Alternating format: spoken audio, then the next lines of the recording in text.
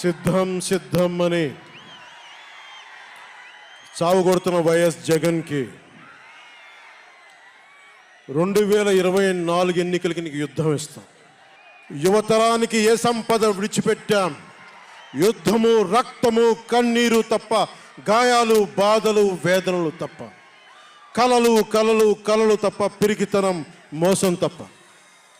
ఈ 5 ఏళ్ల పాలనలో యువతని మోసం చేశాడు, రైతుల్ని మోసం చేశాడు, మహిళల్ని మోసం చేశాడు, గవర్నమెంట్ ఉద్యోగుల్ని మోసం చేశాడు, అంగన్వాడీ కార్యకర్తలను మోసం చేశాడు.